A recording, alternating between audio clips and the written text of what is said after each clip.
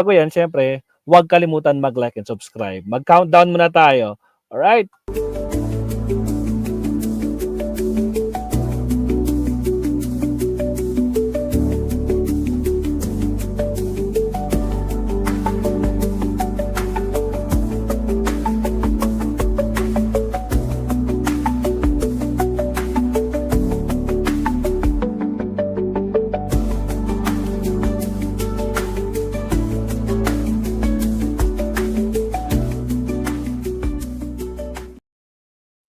Alright.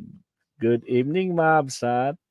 So, ilang minutes na lang, magiging May 10 na. Naku po, 2 araw na lang.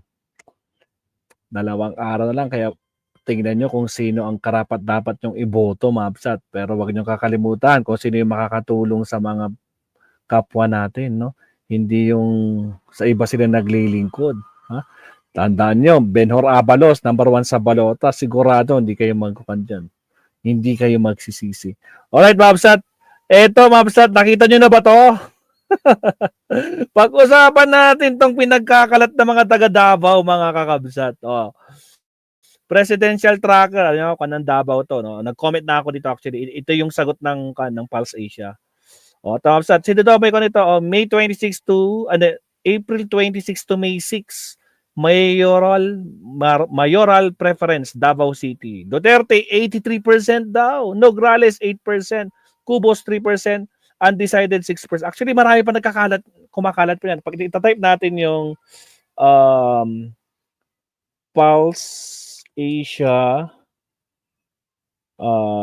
Davao Survey. Tignan nyo guys. Lalabas to, ang dami. Yun o. Dami ko ito lumabas o. Oh. May lumabas, mga kabsat. Ito yan di ba? 5 hours ago, lakas talaga ni Tatay Diggs, Bigsan, oy. Wala siya sa Davao. Sabi naman itong mga to, itong mga garapatang to. Yan Pinagkakalat nila to, guys. According to the latest daw ng Pulse Asia Mayoral Preference conducted on April 26 to May 6, Duterte leads with 83%. Pero nag-comment na ako diyan, no? Kasi sumagot yung Pulse Asia diyan. Di ba? Nako po, Davao Today. Fake news. Agoy. Bakit may pa fake news doon? Allah. Look, survey firm.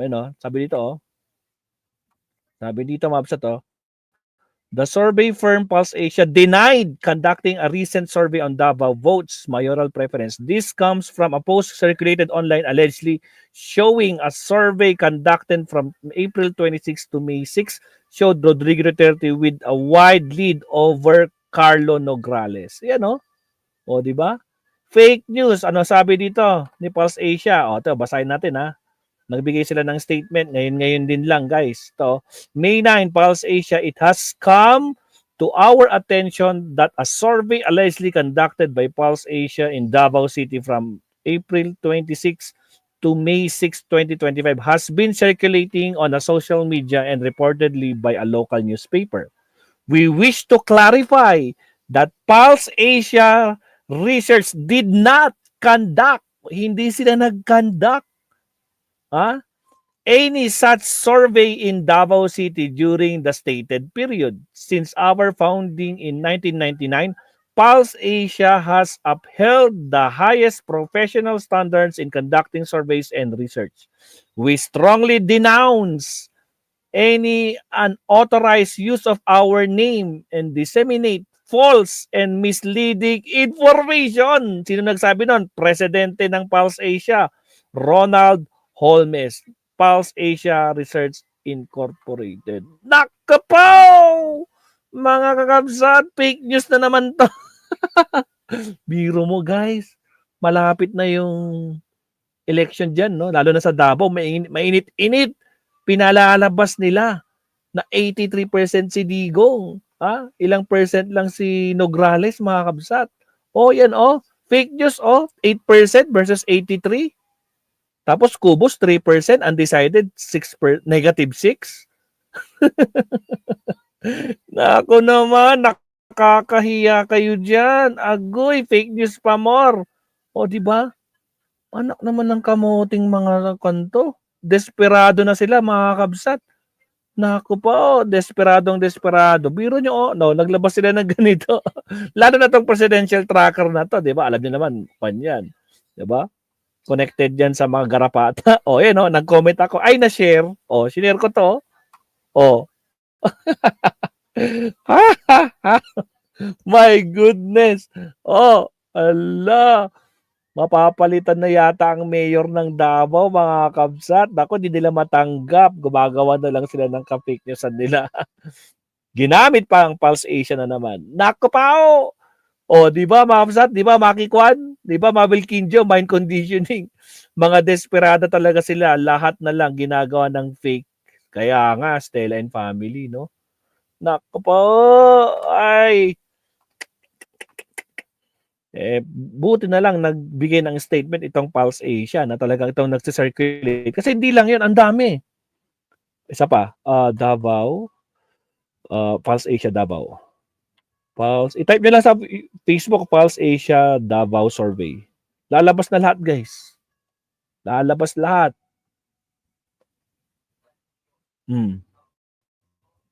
Fake. Oh, 1 hour ago, Mindanao News. Statement Mindanao News by Pulse Asia. President Ronald response to query the authenticity of the alleged Pulse Asia 2025 electoral preference May 9, 2025. It has come to our attention that the survey allegedly conducted Pulse Asia in Davao City April 26 has been circulated. Ito yung binasa natin kanina. Ito yung laman na yun.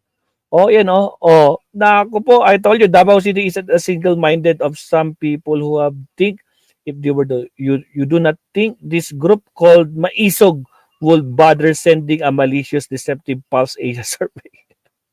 Akoy, naku po mga kabsat, yan, lumalabas. Pinagpo-post ng mga Davao Region, pinost si Davao Region. Sino pa nag-post? Go Davao, puro pa nga Davao, Pansit Canton, Maisog Mindanao, Maisog Mindanao. Putragis 8 hours ago, pinapost nila, Maisog Mindanao. Kamuting Maisog to, yan, Maisog Mindanao. Ilang ka nito? 1.9 followers na ako po. Ano na? Puro kayo fake news. Maisog Mindanao, fake news. Agoy. So, kaya guys, huwag kayo basta naniniwala, no? Siyempre, ramdam na nila wala na. Breaking news, sabi ni Juan Luna Vlog. Breaking news, Pulse Asia disown a fake Davao City survey circulating online reported a local media which falsely showed Team Duterte leading the race. So, fake. Diba? Yan, puro fake, Maisog Mindanao. Ay, ikwan nyo to, naku po. Fake news, District 2. Naku po, puro fake news talaga to mga garapatang to, mga kabsat. Agoy. O kaya kayo, mga kabsat, no? Especially dyan sa Davao. Ha? Kayong nasa Davao, naku, mag-isip-isip kayo. Huwag kayong magpapaloko, ha? Naku po, gagawin nila lahat ng fake news, no? Kita nyo, ilang araw na lang, gumagawa pa sila ng fake news, no? Naku po. So, ayan mga kabsat. Yan lang naman ang idadagdag ko. Actually, marami pa ako gusto idagdag Kung titignan nyo guys, pero bukas na lang. Kasi medyo late na, alas 12 na naman. Ito, si Camille, may sinasabi si Camille. Yung kay Sarah. Ano pa ba? Ito, pinost ko na rin yan, yung fake news, Tapos, ito ang ini-endorse ng INC. Gusto ko sana, bukas na natin pag-usapan to. INC. Total, Tapos, meron kaming bukas, guys. Meron kaming live stream bukas. 12 hours live stream. Pakita ko lang, guys, Pakita ko lang sa inyo. Pakita ko lang, mga kabsat. Punta tayo sa Riyayam. Kasama si Maestro, mga kabsat, sa live stream bukas. Lahat ng vloggers. Asan na yun? Ito. Ayan, putragis. Ako pa yung pinakauna,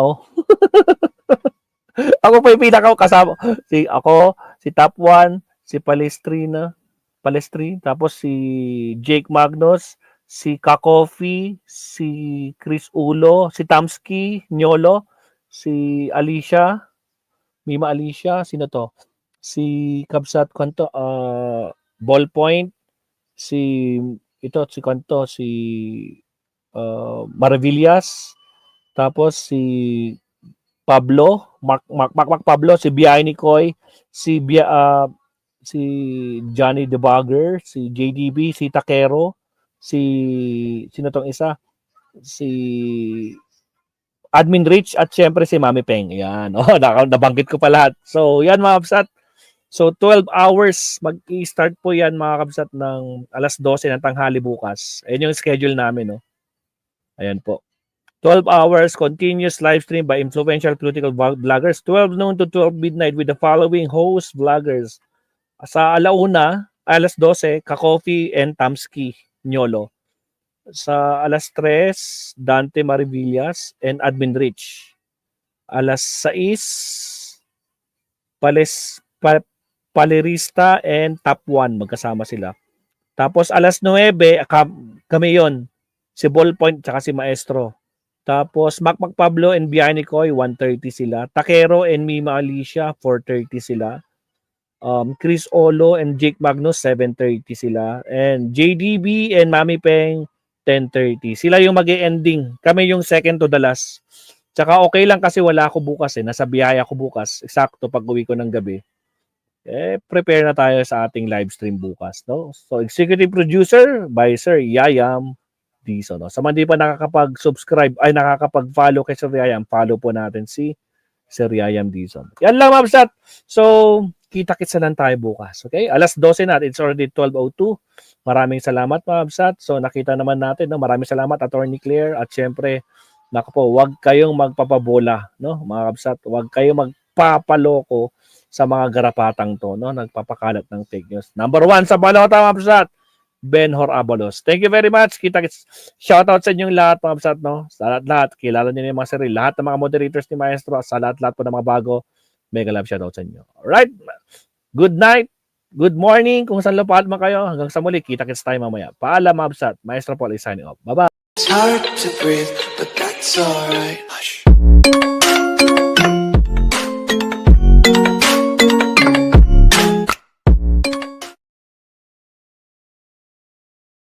Benhur Abalos, ating kaibigan.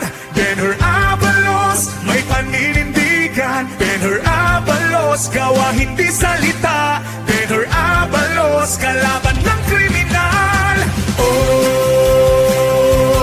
oh, oh, oh. Abalos! Oh, oh, oh. Abalos! Oh, oh, oh. Abalos! Kabutihan ang mananaig sa kamay ni Benhur Abalos. Sasamahan ka sa dapat kalagyan. Benhur Abalos sa kanyang puso't isipan. Magandang kinabukasan sa bagong Pilipinas. Gawa hindi salita, kalaban ng kriminal. Benhur Abalos, ating kaibigan. Benhur Abalos, may paninindigan. Benhur Abalos, gawa hindi salita. Benhur Abalos, kalaban ng kriminal. Oh, oh, oh, oh. Abalos! Oh, oh, oh. Abalos! Oh, oh, oh. Abalos! Benhur Abalos, tumutulong sa naaapi. Siya'y makadiyos, makatao at makakalikasan. Benhur Abalos, pagkakaisa ang kanyang nais.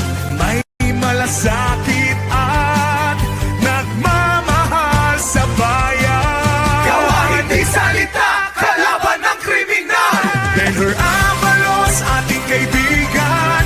Benhur Abalos, may paninindigan. Benhur Abalos, gawa hindi salita. Benhur Abalos, kalaban ng kriminal. Benhur Abalos, ating kaibigan.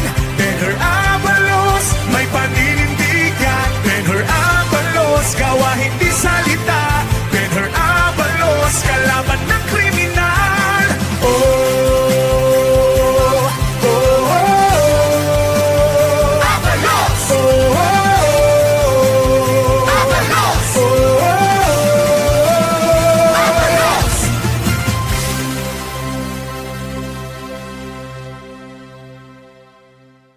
hard to breathe, but that's alright. Hush.